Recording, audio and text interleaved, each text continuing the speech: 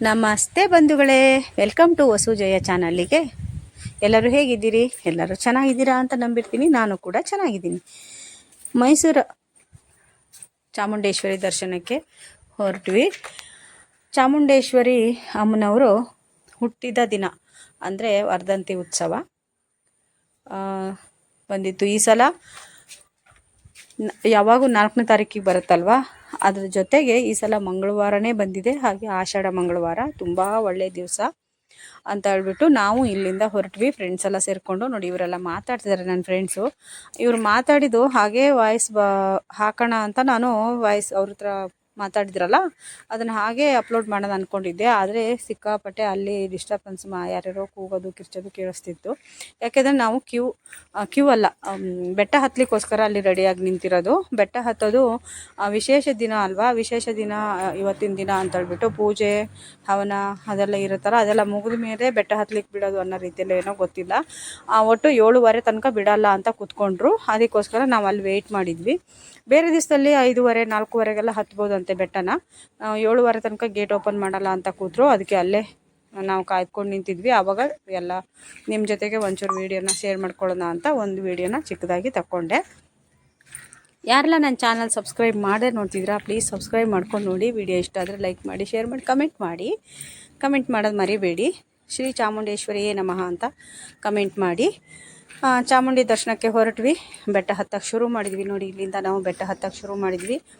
ಬೆಟ್ಟ ಹತ್ತಬೇಕಾದ್ರೆ ನೋಡಿ, ಅರಿಶಿನ ಕುಂಕುಮ ಎಲ್ಲ ತೊಗೋಬೇಕು ಬೆಟ್ಟದಲ್ಲಿ, ಬೆಟ್ಟಕ್ಕೆ ಹಚ್ಚಲಿಕ್ಕೆ ಅಂತ ಹೇಳ್ತಾರಲ್ವ. ಹಾಗಾಗಿ ನಾನು ಅರಿಶಿನ ಕುಂಕುಮನ ತೊಗೊಂಡೆ. ಒಂದು 30 ರೂಪಾಯಿ ಕೊಟ್ಟರೆ ಅರಿಶಿಣ ಕುಂಕುಮ ಹೂವು ಊದುಬತ್ತಿ ಎಲ್ಲ ಕೊಡ್ತಾರೆ. ಅದನ್ನೆಲ್ಲ ತೊಗೊಂಡು ನಾವು ಸ್ಟಾರ್ಟಿಂಗ್ ಒಂದು 108 ಮೆಟ್ಲಿಗೆ ನಾನು ಅರಿಶಿನ ಕುಂಕುಮ ಹಚ್ಚೋದು ಅಂತ ಬಿಟ್ಟು ಹಚ್ಕೊಂಡು ಪೂಜೆ ಮಾಡಿಕೊಂಡು ನಮಸ್ಕಾರ ಮಾಡಿಕೊಂಡು ಮೆಟ್ಲು ಹತ್ತಲಿಕ್ಕೆ ಶುರು ಮಾಡಿದ್ವಿ. ಅದಕ್ಕೋಸ್ಕರನೇ ನಾವು ಮಡ್ಲಕ್ಕಿ ಎಲ್ಲ ಮನೆಯಿಂದ ತೊಗೊಂಡು ಹೋಗಿದ್ವಿ ನಮ್ಮ ಫ್ರೆಂಡ್ಸ್ ಎಲ್ಲ ಕೆಲವರು. ಹಾಗೆ ಇನ್ನೊಬ್ಬರಿಗೆ ಒಬ್ಬೊಬ್ಬರು ಶೇರ್ ಮಾಡ್ಕೊಂಡ್ವಿ. ಒಬ್ಬರು ಯಾಕಂದ್ರೆ ತುಂಬ ಹಾಳು ಮಾಡಬಾರ್ದು, ವೇಸ್ಟ್ ಮಾಡಬಾರ್ದು, ಪರವಾಗಿಲ್ಲ ಅಂತ ಬಿಟ್ಟು ಒಂದು ತೊಗೊಂಡ್ವಿ 30 ರೂಪಾಯಿ ಕೊಟ್ಟು. ಹಾಗೆ ಹಚ್ಕೊಂಡು ಮೆಟ್ಲುಗಳಿಗೆ ಅರಿಶಿನ ಕುಂಕುಮ ಹಚ್ಕೊಂಡು ನಮಸ್ಕಾರ ಮಾಡ್ಕೊಂಡು ಹತ್ತಿ ನಂದಿ ಬೆಟ್ಟ ತನಕ ಬಂದ್ವಿ. ಇಲ್ಲಿಗೆ 700 ಕಿಲೋಮೀಟ್ರ್ ಆಗುತ್ತೆ, ಅಥವಾ 700 ಮೆಟ್ಲು, 700 ಕಿಲೋಮೀಟ್ರ್ ಅಲ್ಲ 700 ಮೆಟ್ಲು ಆಗುತ್ತೆ ಅಂತ ಹೇಳಿದರು. ನಮ್ಮ ಮನೆ ಹತ್ರ ಹಸು ಕೂಗ್ತಾ ಇದೆ, ಗಾಡಿ ಹೋಗೋದು ಕೇಳಿಸ್ತಾ ಇದೆ ಮೇನ್ ರೋಡಿಂದ. ನಾನು ಎಲ್ಲಿ ಎಡಿಟ್ ಮಾಡಿದರೂ ನನಗೆ ನಿಶಬ್ದವಾದಂಥ ಸ್ಥಳ ಸಿಗೋದಿಲ್ಲ. Sorry friends. ನಾವು ಯಾವ ಏರಿಯಾದಲ್ಲಿದ್ದೀವಿ, ಹೇಗಿದೆ ನಮ್ಮ ಏರಿಯಾ, ನಮ್ಮ ಮನೆ ಹೇಗಿದೆ ಅಂತೆಲ್ಲ ತೋರಿಸ್ತೀನಿ, ವಿಡಿಯೋ ಹಾಕ್ತೀನಿ. ಯಾಕೆ ಈ ಥರ ಸೌಂಡು, ಎಲ್ಲಿದ್ದೀನಿ ಅಂತೇಳ್ಬಿಟ್ಟು. ಹಾಗೆ ನಂದಿ ಬೆಟ್ಟಕ್ಕೆ ಬಂದು ಅಲ್ಲಿ ನಾವು ಫೋಟೋ ಎಲ್ಲ ತೆಕ್ಕೊಂಡು ವೀಡಿಯೋ ಎಲ್ಲ ಮಾಡಿಕೊಂಡು ನಮಸ್ಕಾರ ಮಾಡ್ಕೊಂಡ್ವಿ. ಫಸ್ಟು ನಮಸ್ಕಾರ ಮಾಡಿಕೊಂಡು ಆಮೇಲೆ ಫೋಟೋ ತೆಕ್ಕೊಂಡು ವೀಡಿಯೋ ಮಾಡಿಕೊಂಡು ಅಲ್ಲಿಂದ ಮುಂದೆ ಮತ್ತೆ ಸಾಗಿದ್ವಿ. ಇಲ್ಲಿ ತನಕ ತುಂಬ ಕಷ್ಟ ಅಂತ ಎಲ್ಲರೂ ಹೇಳ್ತಾರೆ. ಆದರೆ ನಮಗೆ ದೇವ್ರ ದಯದಿಂದ ಆ ತಾಯಿ ಏನು ಶಕ್ತಿನೋ ಗೊತ್ತಿಲ್ಲ. ಬೆಳಗ್ಗೆ 4 ಗಂಟೆಗೆ ಎದ್ದು ಸ್ನಾನ ಮಾಡಿ ರೆಡಿಯಾಗಿ ಹೋದವರು. ನಮಗೆ ಅಷ್ಟೊತ್ತಾದರೂ ಒಂಚೂರು ಹಶ್ವಾಗಲಿಲ್ಲ. ಒಂದು ಲೋಟನೂ ನೀರು ಕುಡ್ದಿರಲಿಲ್ಲ. ಅಲ್ಲಿ ಲೇಟ್ ಆಗುತ್ತೆ ಅಂತ ಗೊತ್ತಾದ್ಮೇಲೆ ಒಂದು ಲೋಟ ಕಾಫಿ ಕುಡ್ಕೊಂಡ್ಬಂದ್ವಿ ಹೋಗ್ಬಿಟ್ಟು. ಆಮೇಲೆ ಫಸ್ಟೇ ಮೆಟ್ಲು ಸ್ಟೆಪ್ಸ್ ಹತ್ತೋಕ್ಕಿಂತ ಮೊದಲೇ ಆಮೇಲೆ ಹತ್ತೋಕೆ ಶುರು ಮಾಡಿದವರಿಗೆ ನಮಗೆ ಏನೂ ಆಯಾಸನೂ ಅನ್ನಿಸ್ಲಿಲ್ಲ. ನೋಡಿರಿ ಎಷ್ಟು ಜನ ಮಂಡಿ ನಮಸ್ಕಾರ, ನಾವು ಬರೀ ನಮಸ್ಕಾರ ಮಾಡ್ಕೊಂಡು ಹತ್ತಿದ್ವಿ. ಮಂಡಿ ಸೇವೆ ಮಾಡಿದರು ಸ್ವಲ್ಪ ಜನ. ಅದನ್ನ ನೋಡಿದರೆ ಈ ಥರ ಹಚ್ಕೊಂಡು ಸುಮ್ಮನೆ ಬಳ್ಕೊಂಡು ಹೋಗ್ತಾರೆ. ಹಾಗೆ ಮಾಡಬಾರ್ದು. ಅರಿಶಿನ ಕುಂಕುಮ ಆಚೆಗೀಚೆಗೆ ಹಚ್ಚಬೇಕು ಅಂತ ನಾನು ಅನಿಸುತ್ತೆ, ಗೊತ್ತಿಲ್ಲ. ಯಾಕಂದರೆ ಪೂರ್ತಿ ಎಲ್ಲರ ಮೈಯೆಲ್ಲ ಅರಿಶಿನ ಕುಂಕುಮ ಮತ್ತು ತುಳ್ಕೊಂಡು ಹೋಗ್ತಾರೆ. ಅದೇ ಥರ ಪ್ರತೀತಿ ನಡೀತಾನೆ ಬಂದಿದೆ. ಏನು ತಾಯಿ ಎಲ್ಲರಿಗೂ ಒಳ್ಳೆಯದೇ ಮಾಡ್ತಾಳೆ, ಗೊತ್ತಿದ್ದವ್ರಿಗೂ ಗೊತ್ತಿಲ್ಲದಿದ್ದವ್ರಿಗೂ ಎಲ್ಲರಿಗೂ ಒಳ್ಳೆಯದೇ ಮಾಡ್ತಾಳೆ ತಾಯಿ. ಭಕ್ತಿ ಶ್ರದ್ಧೆ ಅಷ್ಟೇ ಮುಖ್ಯ ಅಲ್ವಾ ತಾಯಿಗೆ.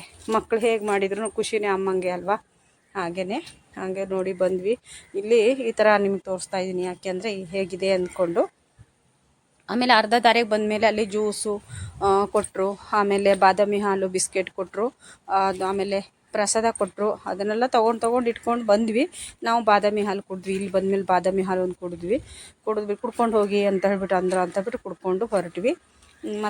ನೋಡಿ ಎಲ್ಲ ನಡ್ಕೊಂಡು. ಈಗೇನು ದೇವಸ್ಥಾನ ಹತ್ತತ್ರ ಬಂದ್ವಿ ನಾವು.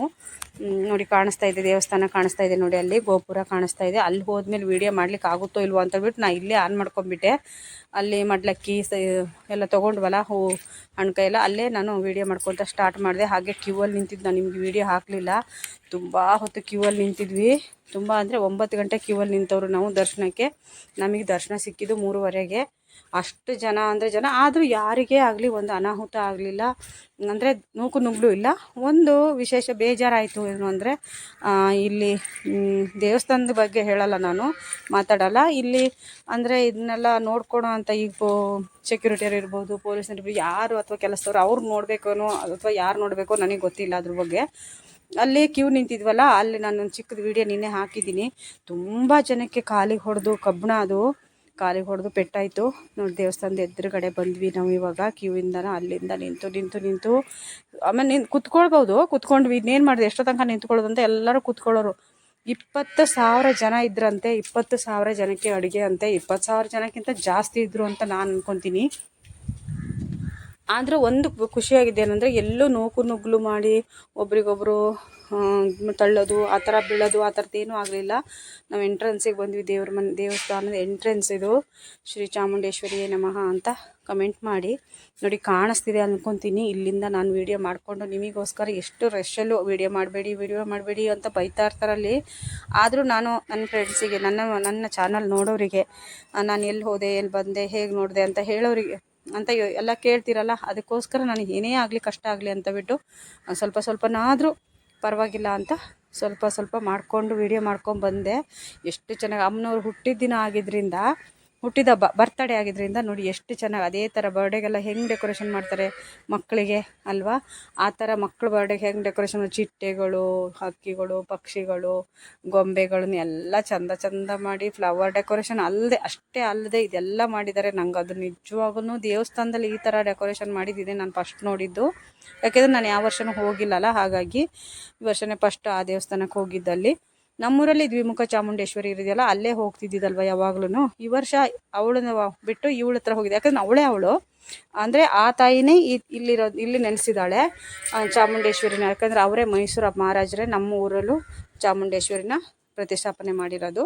ಇದನ್ನು ಕೂಡ ಮೈಸೂರು ಮಹಾರಾಜರ ಮನೆ ಕಾಯ್ಲಿಕ್ಕಿರೋ ಅಂತಾನೆ, ದೇವಿ ರಕ್ಷಣೆಗೋಸ್ಕರ, ಕಾಯ್ಲಿಕ್ಕಲ್ಲ ರಕ್ಷಣೆ ಕೊಡೋಕ್ಕೋಸ್ಕರನೇ ಅವರು ಪ್ರತಿಷ್ಠಾಪನೆ ಮಾಡಿದ್ದಲ್ವ. ಹಾಗಾಗಿ ನೋಡಿ, ಇಲ್ಲಿ ಆ ದೇವಸ್ಥಾನದಿಂದ ಹೊರಗಂದರೆ ಸೈಡಿಗೆ ಬಂದ್ವಿ. ಇಲ್ಲಿ ಉತ್ಸವ ಮೂರ್ತಿ ಕೂರಿಸಿದ್ರು. ಉತ್ಸವ ಮೂರ್ತಿಗೂ ಅದೇ ಥರ ಅಲಂಕಾರ ಮಾಡಿ ಅದೇ ಥರ ಇಟ್ಟಿರ್ತಾರೆ, ಚೇಂಜ್ ಏನೂ ಇಲ್ಲ, ಅದೇ ಥರ ಇದ್ದಾಳೆ. ಉತ್ಸವ ಮೂರ್ತಿ ಹತ್ತಿರ ಬಂದು ನಾವು ವೀಡಿಯೋ ಮಾಡ್ಕೊಂಡ್ವಿ. ದೊಡ್ಡ ದೇವಸ್ಥಾನ ಗರ್ಭಗುಡಿ ಒಳಗೆ ಗರ್ಭಗುಡಿಯಿಂದ ಹೊರಗಡೆ ಇರ್ತೀವಲ್ಲ, ಅಲ್ಲಿಂದ ವೀಡಿಯೋ ಮಾಡ್ಕೊಳಕ್ಕೆ ಸಾಧ್ಯನೇ ಆಗಿಲ್ಲ. ತಳ್ತಾ ಇರ್ತಾರೆ ಪೊಲೀಸ್ನವ್ರು, ಎಳೆದು ಬಿಸಾಡಿದ್ರು. ಯಾಕಂದರೆ 20,000 30,000 ಜನ ಅಂದರೆ ಅವರು ಮೇಂಟೈನ್ ಮಾಡಬೇಕಲ್ಲ.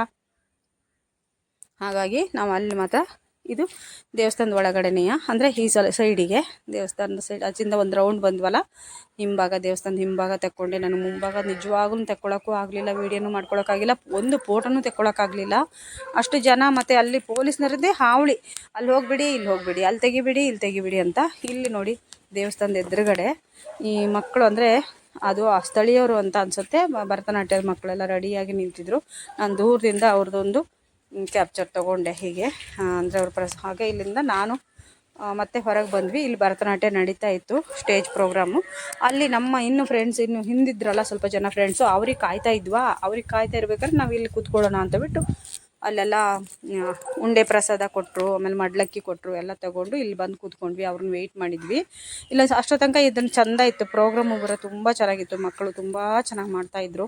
ಅದು ಚಾಮುಂಡೇಶ್ವರಿ ತಾಯಿದು ಕೊಂಡಾಡ್ತಾಯಿದ್ರು ಅವಳದು ವಿಷಯನ, ಅವಳ ಮಹಿಮೆನ, ವಿಷಯ ಅಲ್ಲ, ಅವಳು ಮಹಿಮೆನ ಕೊಂಡಾಡ್ತಾ ಇದ್ದು. ಯಾರೂ ಬ್ಯಾಡ್ ಕಮೆಂಟ್ ಹಾಕಬೇಡಿ. ನಾನು ಇಲ್ಲಿ ನಾಯಿ ದನ ಎಲ್ಲ ಕೂಗೋದು ಕೇಳಿಸ್ಬಾರ್ದು ಅಂತ ಏನೇನೋ ಮಾತಾಡ್ತಾ ಇದ್ದೀನಿ ಅನಿಸುತ್ತೆ. ಹಾಗೆ ಅಲ್ಲಿಂದ ನಾವು ದೇವಸ್ಥಾನದಿಂದ ಎಲ್ಲರೂ ಸೇರಿಕೊಂಡು ಮತ್ತೆ ಇವಾಗ ಊಟಕ್ಕೆ ಅಂತ ಹೊರಟ್ವಿ. ಅನ್ನಪ್ರಸಾದ, ಇಷ್ಟು ದೂರ ಬಂದವರು, ಒಂದು ವರ್ಷನಾದರೂ ನಾವು ಅನ್ನಪ್ರಸಾದ ತಿನ್ನಬೇಕಲ್ವ. ಹಾಗಾಗಿ ಇಷ್ಟು ದೂರ ಬಂದಿದ್ದೀವಲ್ಲ ಅಂತ ನಾವು ಊಟ ಮಾಡೋಣ ಅಂತ ಬಿಟ್ಟು ಅಲ್ಲಿಗೆ 4:15 ಆಗೋಗಿತ್ತು. 4:15ಗೆ ಬಡ ನಡ್ಕೊಂಡು ಹೋಗ್ತೀವಿ. ಅದ್ರ ಜೊತೆಗೆ ನಿಮ್ಗೊಂದು ಸ್ವಲ್ಪ ಸಣ್ಣದಾಗೊಂದು ಕ್ಲಿಪ್ ಹಾಕ್ಕೊಳ್ಳೋಣ ಅಂತ ತೆಕ್ಕೊಂಡೆ. ಹೋಗ್ತಾ ಇದ್ವಿ ನೋಡಿ. ಮಳೆ ಇರಲಿಲ್ಲ, ಪುಣ್ಯ ಒಂದು ಏನು ಗೊತ್ತಾ, ಮಳೆ ಇರಲಿಲ್ಲ. ಸಂಜೆ 5:30 ಮೇಲೆ ಒಂದು ಸಣ್ಣ ಮಳೆ ಬಂತು. ಅಲ್ಲಿ ಬಸ್ಸಿಗಂತ ನಿಂತ್ಕೊಂಡಿದ್ವಿ. ಹಾಗೆ ಮಹಿಷಾಸುರ ಅದ್ರ ಮಧ್ಯೆ ಹೋಗ್ಲಿಕ್ಕೆಲ್ಲ ಸುತ್ತ ಇದು ಮಾಡಿಬಿಟ್ಟಿದ್ದಾರೆ, ಕಾಂಪೌಂಡ್ ಥರ ಹಾಕಿದ್ರು. ಅದು ಸ್ವಲ್ಪ ತಕ್ಕೊಂಡೆ. ವಿಡಿಯೋ ಇಷ್ಟ ಆದರೆ ಲೈಕ್ ಮಾಡಿ, ಶೇರ್ ಮಾಡಿ, ಕಮೆಂಟ್ ಮಾಡಿ. ಬಾಯ್. ಮುಂದಿನ ವಿಡಿಯೋದಲ್ಲಿ ಸಿಗ್ತೀನಿ. Thank you so much.